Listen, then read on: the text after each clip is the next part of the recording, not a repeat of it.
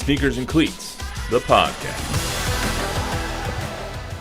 Hello, welcome back to the Sneakers and Cleats podcast. This is Thursday, October 3rd. I'm Matt Roy, back in the saddle. This is Chuck McIntyre, keeping it warm for me while I was gone. What's up, Chuck? Keeping it warm? Keeping it warm. In studio freeze? I don't think so, I mean, bro. yeah, maybe a bad choice of words, but yes. yay. The only thing we're missing is a couple of hooks on the wall, then we can really have a meat locker. No, we're just going to put those down there. Okay.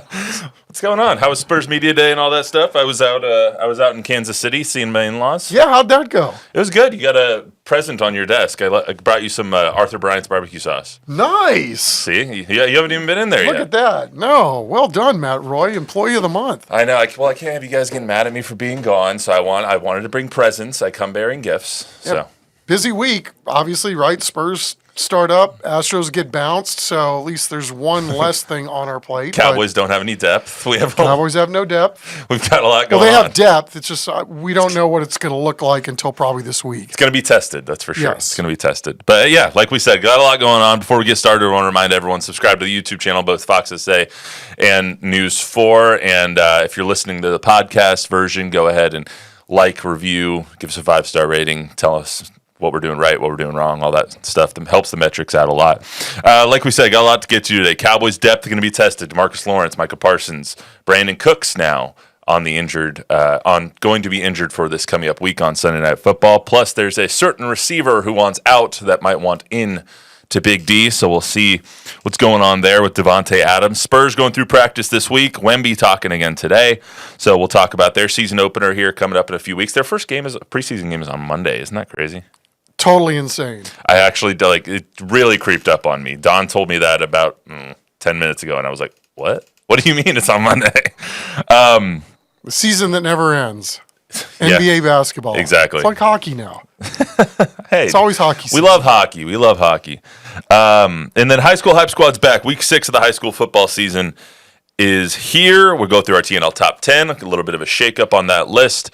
Plus, I'll go through the matchup tonight with Marshall and Harlan. But I have a Davante Adams themed trivia question for you. And since you are a Packer fan, yes, I figured you'd have a good chance at this one. Love me some 17. So, Davante Adams, since 2014, when he was drafted in the second round, has the second most touchdowns among all receivers with 96. Who's the only one with more? Who is first on this list? Well, I would have thought he was one. He is two. He is two, and I will give you a hint. Okay. The other receiver has one more. That does me no good. That's all right. We'll have a couple of minutes to think about it. Yeah, a couple minutes to think about this one. So, once again, the question is, since 2014, Davante Adams has the second most touchdowns among receivers with 96. Who is the only receiver with more? Receiver, the key phrase there. No tight ends on this list. No running backs on this list. Receiver. All right, let's get to the Cowboys and the Steelers. So, the Steelers are 2.5 point favorites, on Sunday Night Football coming up this Sunday. The over-under is 44.5, which is really high for Steelers, because they don't actually score points except for against the Colts. That's going to be 7:15 over on NBC News 4. The Cowboys are banged up, man. Micah out this week. That was kind of the best and worst part about last Thursday, is that they got the win against the Giants, which we all thought they would do because Dak does what Aaron Rodgers did to the Bears for so long. He's basically their owner. Sorry, John Mara. Dalvin Cook's still not playing in this game, but last week everyone got hurt, and now we're coming into this game and they're really banged up. So how does that kind of shape what's going to happen in Pittsburgh on Sunday night? That's a really good question, right? You would think of all the guys that you can't afford to play without, it would be 90 and 11, and yet here they are. It would appear, at least this week, to not have either one of those guys. I don't really know how they're going to do this, Matt. I mean, honestly, does 35 play a lot more? Do 35 and 13 see a lot more of the field? Do they have to do it differently with their pass rush? Do they revamp how they want to attack on offense based on trying to limit the amount of time that the defense is on the field? I mean, there's so many things spinning through my head. I'm really curious more than anything to see the Cowboys and how they decide they're going to go about proceeding forward with these guys that are out, arguably their two best defenders. It's going to be a huge challenge going forward, no doubt. Yeah, and I mean, we came into the season and we were expecting a lot from rookies, first and second year players. And now you lose your two guys that you're relying on. You might as well have just lost all of the veteran leadership on your defense, because now it's going to be Overshown. It's going to be Maris Liufau. It's going to be Marshawn Nealon. It's going to be Mozzie Smith. Basically, your entire front seven is first and second year players. So how are those guys going to react to a power run game in Najee Harris and a quarterback like Justin Fields, who just wants to pound, and really not take advantage of a disrupted secondary that the Cowboys have? That defense is, I think, in a world of hurt this weekend. And Mike Zimmer, it's going to fall squarely on Mike Zimmer's shoulders to create a game plan to take advantage of the guys that he has. 100%, but there are a lot of good minds in that coaching room, and I'm sure that, Mike Zimmer's probably seen it all, having to play and be functional without your best guys. We certainly know that McCarthy's done a really good job with that over the years too. So I wouldn't be really, at this point, be willing to write them off that they won't find a way to pivot some way, somehow, and be functional. I'm less worried about the DB group as a unit. I think overall the depth at linebacker is pretty good, but how do you use those linebackers differently than maybe what they've been accustomed to doing at this point? It's 13 take the role of 11 at this point. I think maybe that's got to be the case, right? He's got to be the guy because he's clearly the fastest guy in that room in terms of linebacking speed. We had major questions about the team's depth coming into the season. And because of all the guys they let go, because of none of the guys that they paid, we had major questions coming in about their depth, and now that depth is being tested early. And without Parsons, who is your best defensive player, without Demarcus Lawrence, who is probably your third best defensive player, I'm just saying behind Trayvon Diggs maybe, I don't know how they do this besides not being on the field. And if you don't want to be on the field with your defense, that means you have to have a running game, and the Cowboys can't run for a lick. So how are they going to win this game? That's another interesting point that you're making, too, because right from the 40,000-foot view, the phrase I always like to use, you would assume that would be the goal, right? Long drives, shorter game, work the clock, keep your defense off the field as much as possible, give them a break, make sure that they're really raring to go in the fourth quarter. I know that's the goal every week, but because I think what this is starting to look like through a month through the season is, you'd like to have two really good explosive weapons on offense, right? And in years past, it's for sure been 88, and it was for sure Pollard before he got hurt. And then it looked like at least he was starting to come back from that nasty leg injury that he had the year before. So right now, 88 hasn't been himself. He was on Thursday. He's a little slow. He's been a little slowed with the foot, right? Is it the foot that was bugging him? Something's been bugging him. CD? Yeah. Yeah. So, but who's going to be the other guy? If CD is going to get all the attention most weeks, which he was anyway, you've got to have somebody step up and fill that void. And to this point, they've had some guys that can make plays, but are they home run hitters in the sense that you've got to put more attention on them or game plan or scheme for, every game, that it's going to be two guys that you got to stop. Now there really isn't that right now, which makes them easier to manage if you're the team playing defense. And that falls on Jake Ferguson. That falls on Brandin Cooks. That falls on Jalen Tolbert. And to this point, Jake's been banged up. Brandin Cooks now banged up because of the infection in his knee, which is just kind of a freak injury in the first place.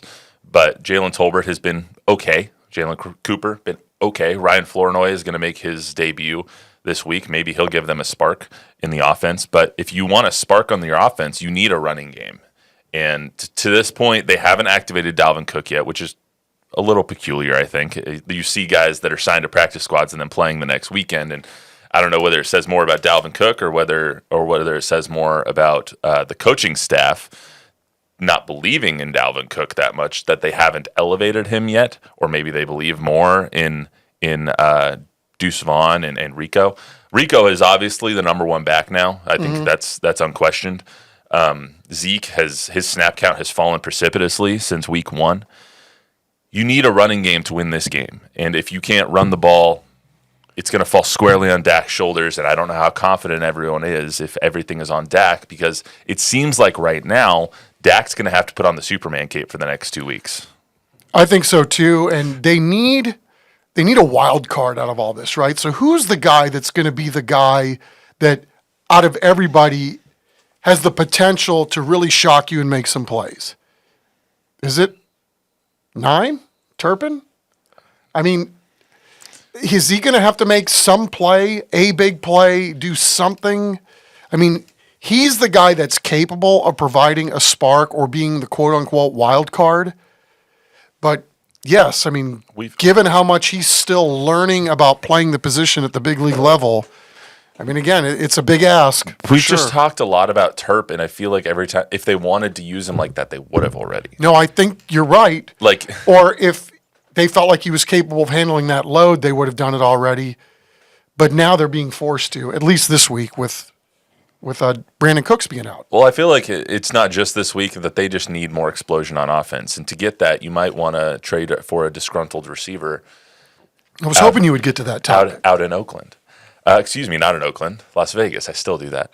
It's okay. I still do Los Angeles Raiders to pay myself. So. Oh, that really takes you back. Yes. The Davante Adams of it all is extremely interesting. Should the Cowboys trade for Davante Adams, who is 31 years old, but is still at the top of his game and is a top 10 receiver in this league, just putting it lightly. Yes. That's not questionable as if he's a top 10 receiver in this league. He would come along with $13.5 million against your cap, but every week you wait, that lowers about $900,000. They have $25 million in cap space, the Cowboys do, but a lot of that is earmarked for Micah Parsons in the coming years, which is why they haven't used some of it yet, allegedly.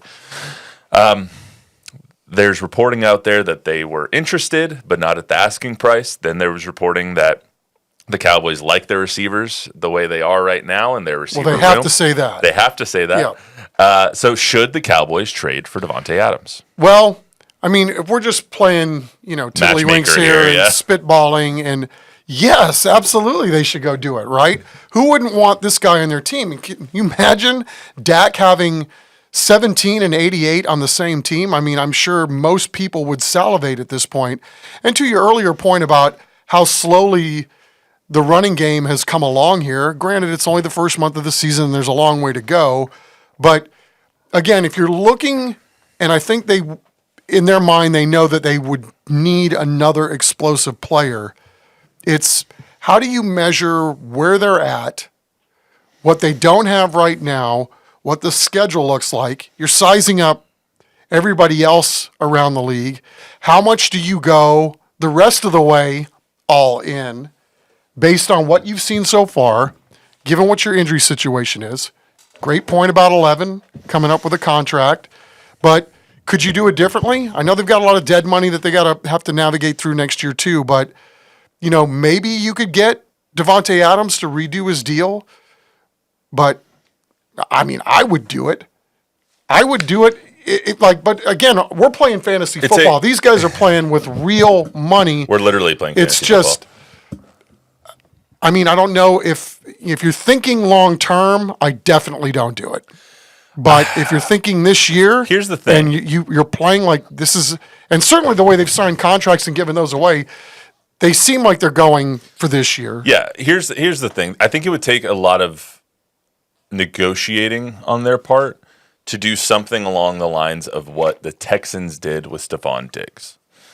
When the Texans traded for Stephon Diggs, they ripped up his old deal, gave him a 1-year contract, and he's a free agent after this year. So they both are incentivized to play their best football. They're incentivized to use Stephon Diggs, and he's incentivized to be used in the correct way and help his team win so that after this year he can get another bag.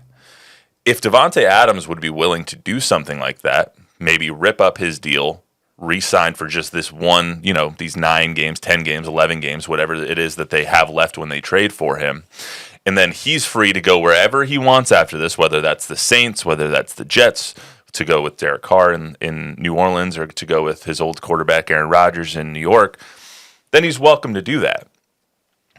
I don't know if I don't know the situation well enough to say that he's willing to do that. However, what I do know is that Stephen Jones and Jerry Jones treasure trade value and draft picks like gold, like platinum, whatever, insert metal here, right. Insert precious minerals here. They won't make this trade because of the draft capital that it would cost. It would probably cost them a second-round pick and some money. Neither of those things they've shown any willingness to give up. Well, I mean, that certainly plays into the equation. I don't know. It was just a weird day yesterday. While all this was going on, right, and the Davante Adams, Cowboys being one of the teams interested, that circulated before the Brandin Cooks injury came to light, right? And I think there must be more to the Brandin Cooks story in terms of, we found out yesterday that he had a similar procedure done on his knee during summertime, during camp, didn't disrupt him from missing practice or any of that, had a similar procedure done after the Giants game, and then he got infected. So, as much as we all like Brandin Cooks, he's obviously dealing with a knee issue, right? That's something that has required some sort of procedure done now twice, and now it's infected. So, do they believe in Tolbert? I'm sure they do. Do they think that 9's coming along nicely? Yeah, and I think they're getting a lot of bang from their buck when it comes to 9. But I just found it really weird that Jerry Jones swooped into practice yesterday in a helicopter. Why is that weird? During practice. It's not weird. Because that doesn't happen. Like, he knows how valuable practice time is. And I just, do you think he was doing it just to be, show a force or show everybody how I thought it was definitely strange. Big he is? For lack of a better term. It was definitely strange, but then I thought even more odd, he goes over and he starts talking with McCarthy. So is something going on behind the scenes right now that requires Jerry, wherever he is, flying in on a helicopter, landing on the field adjacent to where the team is practicing, and then in the middle of the early part of practice, Jerry's talking to his head coach? I don't know. And maybe nothing happens, but it sure makes me feel that maybe something is up. Whether it's about Davante Adams or something else. I think the Cowboys fans need to accept the fact that this is the team they have. That the Cowboys are not going to make a big move this year because this is the reset year. This is it. You're going to have Micah. After this year, they're probably going to re-sign Micah. You just signed CD. You just signed Dak. You're not going to trade for anybody big because in Jerry Jones's mind, he's now done enough. All in didn't mean all in on this year. It meant all in on the young guys. And we've talked about that ad nauseum here. It means all in on Mozzie Smith. It means all in on Marshawn Nealon and Maris Leafau and DeMarvion Overshone and Rico Dowdle and Jalen Tolbert and all these young guys who are unproven and need to prove their worth. All in on the future draft picks that they have here. They're not going to trade draft picks right now for Davante Adams to try and win this year because they need those draft picks next year and the year after because they don't have any money left because it's all going into Dak Prescott's pocket. All I'm doing is spitballing out loud, playing fantasy football here, something I would love to see. I would love to see It would be Davante a great here. midseason 100%. boost, juice, you name it. That'd And be I got to awesome. believe, too, that if 17 is said, essentially, and probably in not these words, that he wants out of Vegas, then I'm sure he's probably willing to restructure his deal at this point. I would think because now so. he has zero leverage. All What's right. he going to do? Go back? Well, they would automatically become the best duo of receivers in the league. CD and Davante Adams, one on each side, would automatically become the best receiving duo in the league. Then we could argue who's the number one on the team, 88 or 17. I don't think there's any argument there. It's 88, but that's just me at this point in their careers. Woo! Let's get to the answer to our trivia question before we get to some Spurs stuff. So, since 2014, Davante Adams has the second most touchdowns among receivers with 96. Who is the only receiver with more? I honestly don't have or have no clue who it could be, but the only guy that I think, and he's probably only top 5, because I see yards and a lot of catches, but I don't. God, do I see that many touchdowns as a good way to 13 think. in Tampa? 13 in Tampa. You're going Mike Evans? It's because the only thing that comes to my mind. But I don't think I'm right. You don't think you're right. You got to have more confidence here, Chuck. Oh, really? Nice. Yeah, ding, ding, ding. Mike Evans, 97 touchdowns. Why do I think more yards and just catches? Because than he's I do gotten touchdowns? 1,000 yards every season Yeah. he's been in the league. But you would think we'd be making in my own mind, be making a bigger deal about that he's that guy. He scored 97 touchdowns. I think he has about 900 more yards. Come on, Jerry, trade for 13. Maybe if they were losing, that would be good. But yeah, Nice job. Aggie guy. All well right. done, Chuck. Nice. There you go. All right. Starting off ending the week strong here. I'd say I'd go get an ice bag to get on my elbow here from all the padding on my back that I'm going to need over here, but we don't obviously need it in the current environment. Yeah, this ice box. Yes. You're chilled enough. Yes. All right, let's get some Spurs stuff. So I want to, you guys, you and Zach, and thank you to Zach Hedrick for filling in for me, obviously, on Monday. You see more of him next Thursday when I'm gone again. You guys obviously talked a lot about Spurs Media Day on Monday, so I don't want to talk about it ad nauseum here, but I do want to talk a little bit about it because there's been a lot of winning talk with the Spurs on Media Day and on Wednesday, and they're probably going to talk more about winning today. Last year at this time, we heard from Pop, it was the rebuild. It was the slow rebuild, and now it's about winning. Then they came out and they started out 3-21.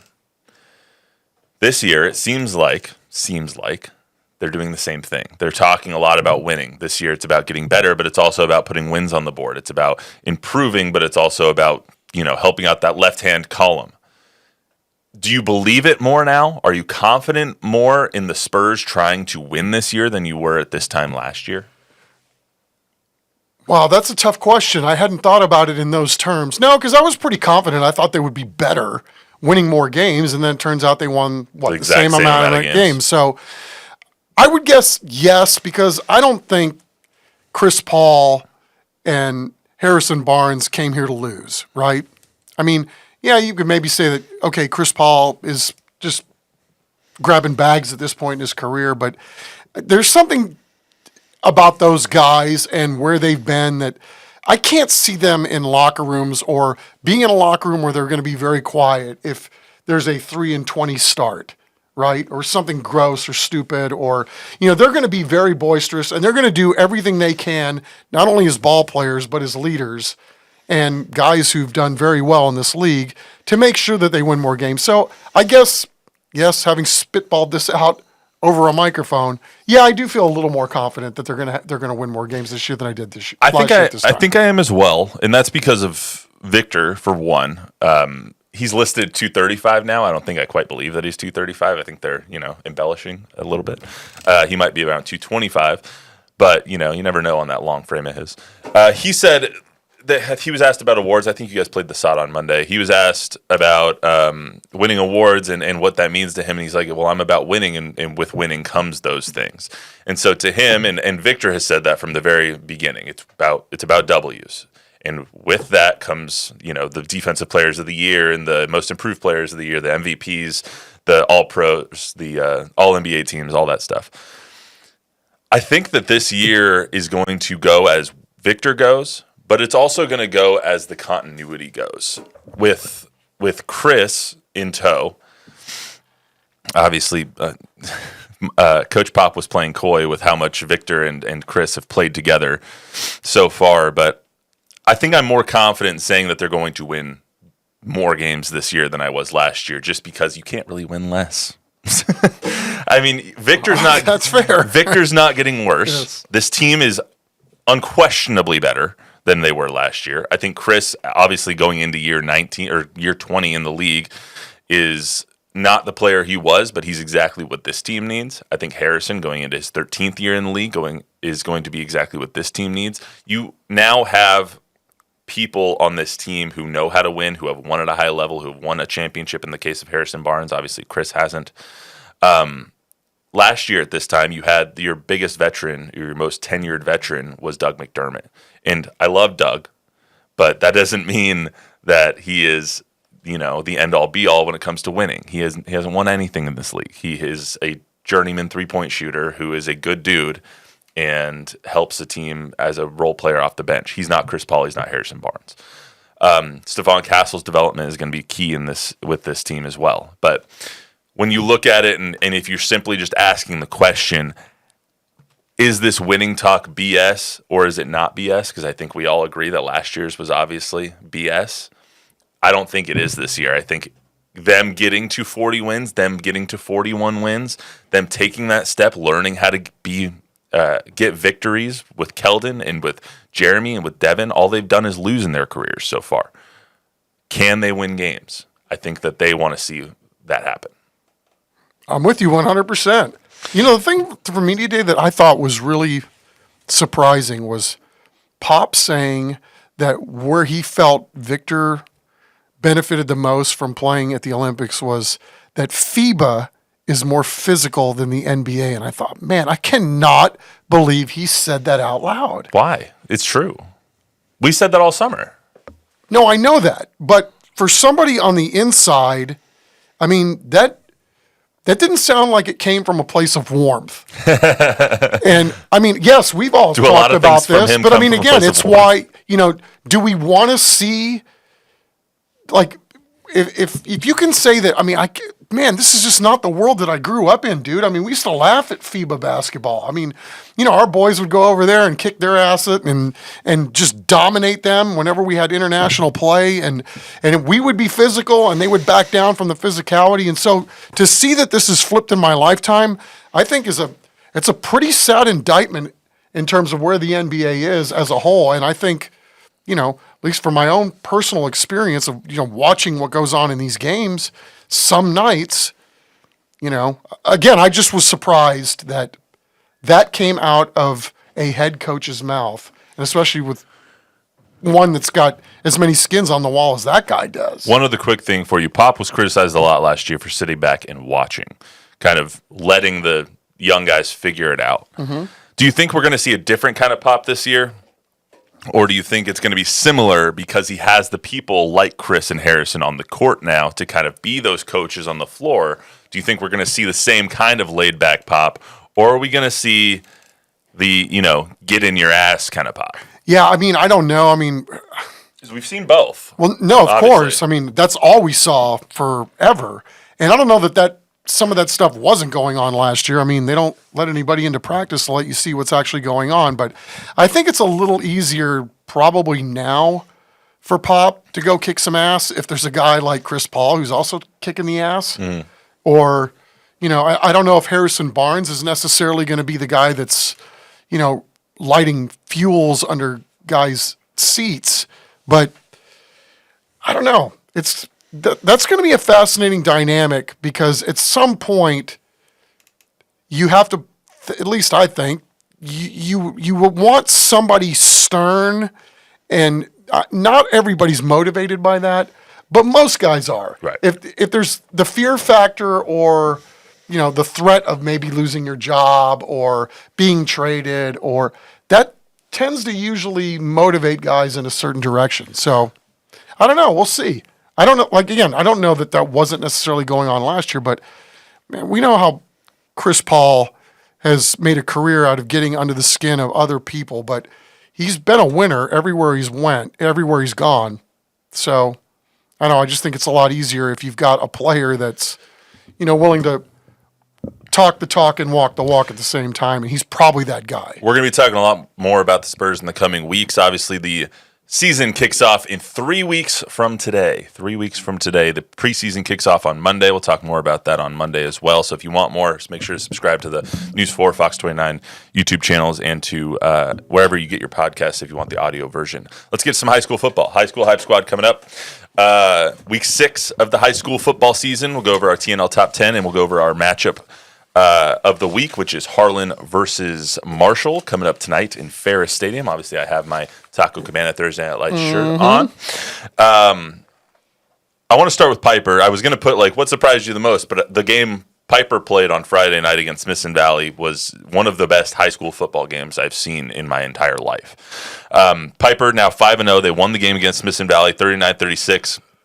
Absolutely insane game. Piper was up, I believe it was 32-29, and they had the ball with 3 minutes left. They basically had to run out the clock, but they were on their own 5-yard line. Fumble.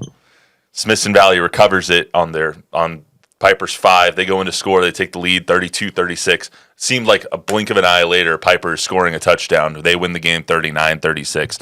Smithson Valley, an incredibly emotional loss for them because most of the kids that play at Piper right now used to go to Smithson Valley.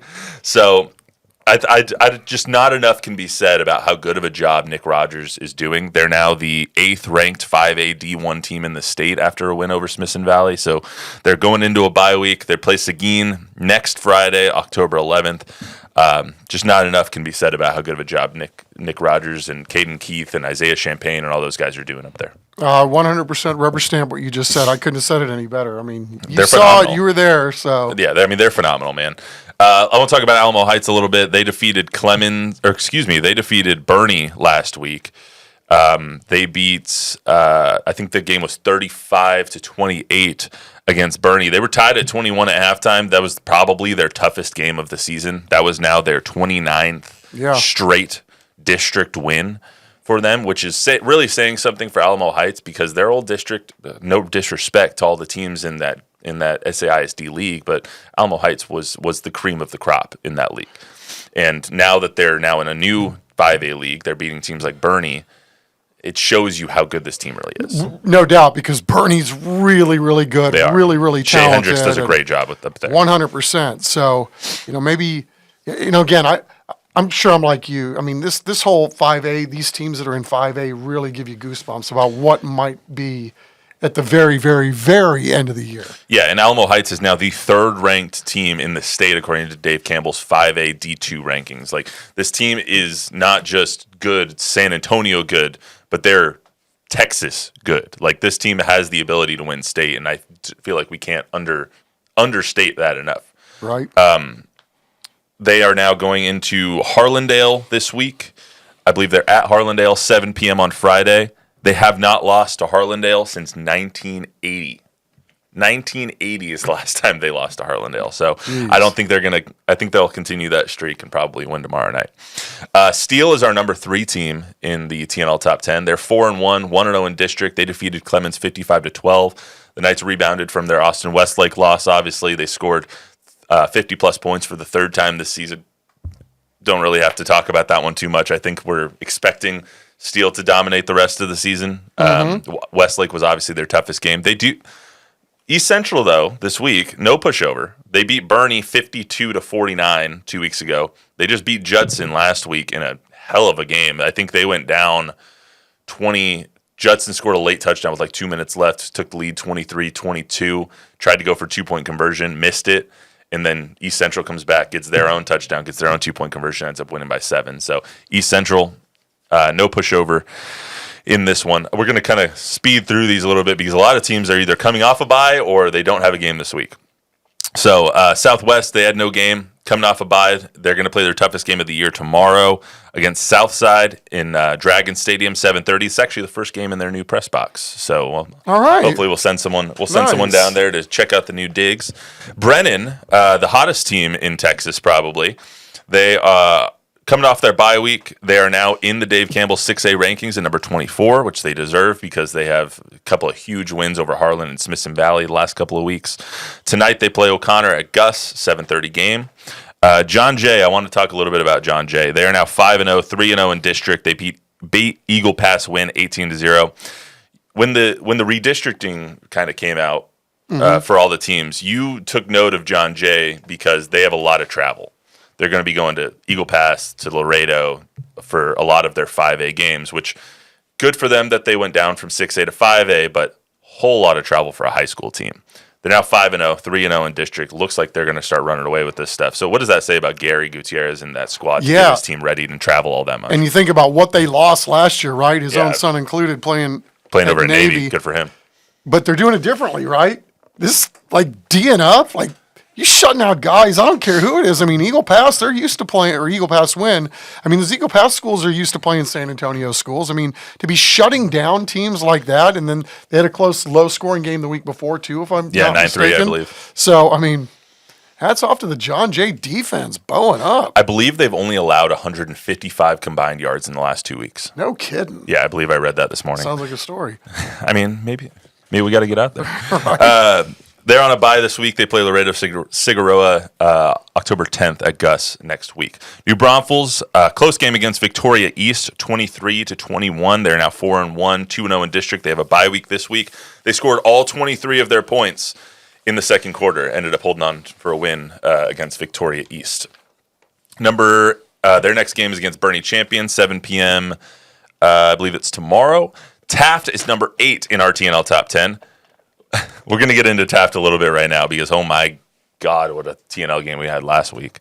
They're 4-1 now, 3-0 in district. They're coming into a bye week, but they were down to Stevens. They ended up beating them last week on TNL 28-27. And got to be honest, going into the game, I thought Taft was going to roll them. They end up down in the third quarter 27-7 to Stevens, who runs the flex bone over there. And Coach Boykin does a great job with it. Yep. I was floored that the score was what it was, 27-7, and then Taft starts finally getting their legs in the fourth quarter. They end up scoring late in the fourth and winning the game 28-27. It was insane, and Ricky, you could tell how happy Ricky was after the game.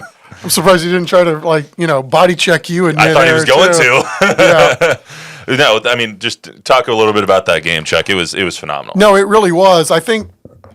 What resonates with me after a game like that is, when we heard Coach Stade talking about the return to culture, we had some guys that grew up in the program, so they knew what was expected.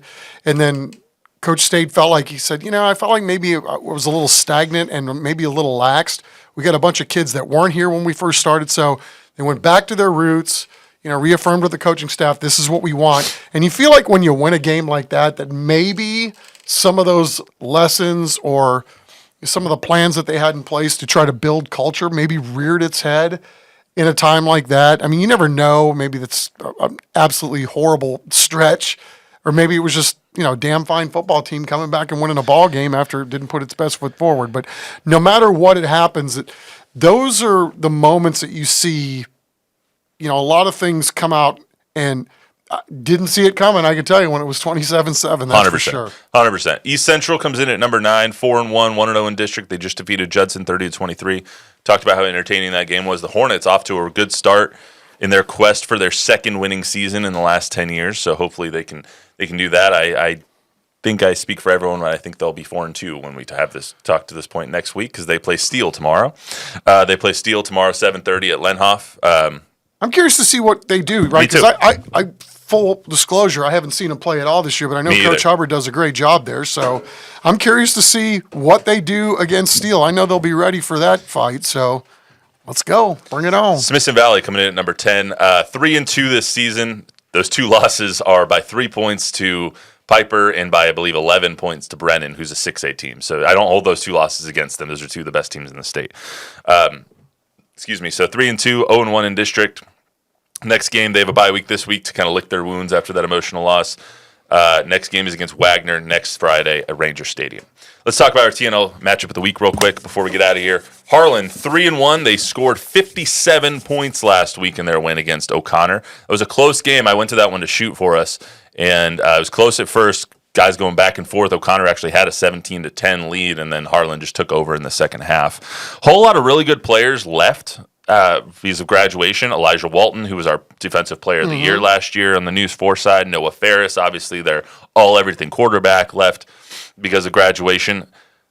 What does that make this team now as a Harlan Eddie Salas coach team? So they got a lot of dudes still. So they're going to be okay in the athlete department. But I think what makes this matchup tonight fascinating to me is that Marshall's strength is running the football. Harlan's weakness to this point has been stopping the run. And they're trying some different things. They've got a different scheme. They've got some new coaches. So, again, it's a long season and kids are trying to grow up in the system. But Eddie Salas made it a point to say this week, it's like, look, we're at the point in the season where no more excuses for we're learning. It's a new scheme. We've got new coaches. They feel like they've got the talent to be able to execute better in some of their weaknesses. And as we know, Eddie's teams get better week by week. A lot of these teams do. I'm not just singling him out for that, but he's a damn good coach. And he's going to get these guys ready to play. Having said that, Marshall, they had Taft on the ropes. They had 4 turnovers in that game, still had them on the ropes.